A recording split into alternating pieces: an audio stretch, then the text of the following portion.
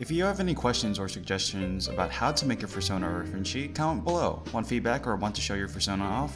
Follow me and tag me on Twitter or join my Discord server. Link is in the description. Quick disclaimer, my art is pretty bad, so sorry ahead of time. In this tutorial on how to draw a Fursona reference sheet, I'll be assuming you have little to no drawing experience. For those with experience, I'll be going into a little more depth. If you're having a hard time picking up your pen or even starting, I highly suggest reading Art and Fear. It's a good book on why most artists hate their work or outright refuse to even start creating. Because I believe a good education is a basic human right, there's a link in the description with a PDF version of the book for you to read if you're interested. I highly suggest that you read this book if you're struggling with your self-confidence art-wise. Lots of drawings you make on your art journey will look bad, so don't worry about how your art looks like from the get-go. Here's some of mine to show you my progress from 2016 to 2019. Before you start creating your reference sheet, here are some quick tips on character design. If you've got your own character already, you can use this part to redesign your character. Keep in mind the style your character will be drawn in.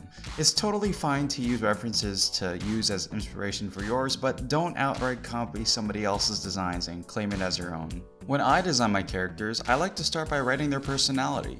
What's their personality like? Are they shy, outgoing, tough, soft? Their design should reflect where they come from and their experiences. So how do you portray their personality through design? One of the main ways to do this is through shapes. The way a character is built should tell the viewers what your character is like.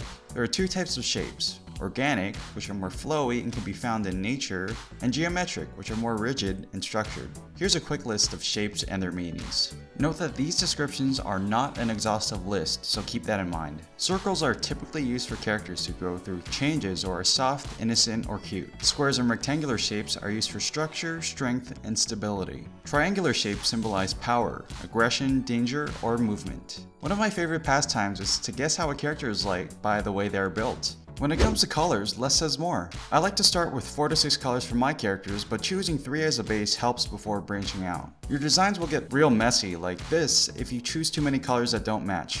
Keep color theory in mind when choosing colors. Having too many colors that contrast will make it hard on the eyes, like this black and white strobe effect. Keep in mind when choosing what your character's background is like. The colors you choose should reflect this. Side tip, avoid adding in shading when coloring your character for the reference sheet. This will lead into inaccuracies if a fursuit maker or an artist is creating your character. An option is to keep a small palette of colors on the side like this, so it'll be easier for artists to know what colors to use. Note that you can use different shapes when choosing colors in the forms of marks, stripes, or even dots.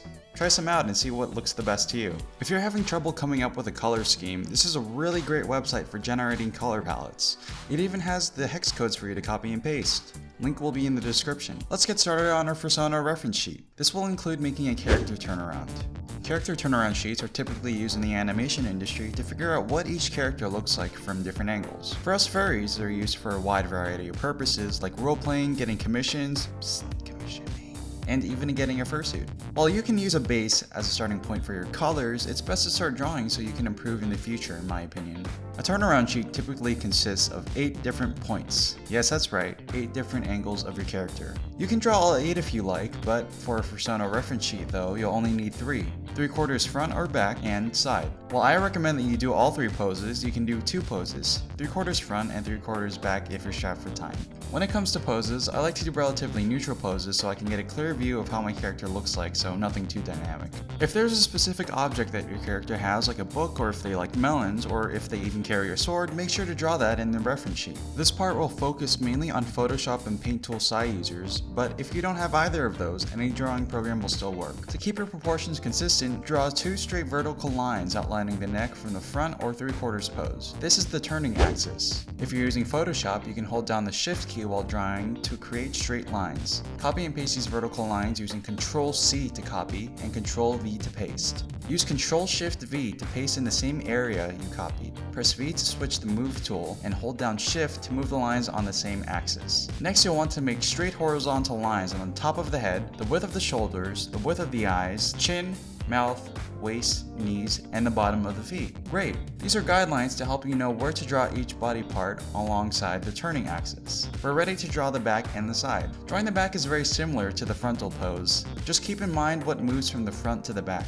If you're running Photoshop or an image processor that has the magic wand tool, it makes coloring 10 times easier. First, select the shapes inside of your completed line art. For Photoshop users, hold down Shift to select multiple shapes using the magic wand tool. Once you've selected your color, paint over using your brush tool of choice. This way the colors won't leak outside like this. Note that the magic wand tool isn't 100%, so make sure you go back into your drawing and fix any errors. Side note, I was totally rushing when I was coloring this. When it comes to backgrounds for your reference sheet, I like to keep it simple. Some decor and simple colors are fine as long as it doesn't blend in with any of your character's colors. It's totally fine to leave some text, but as long as it's not paragraphs long. It's your character after all, so you can decide what you want to do.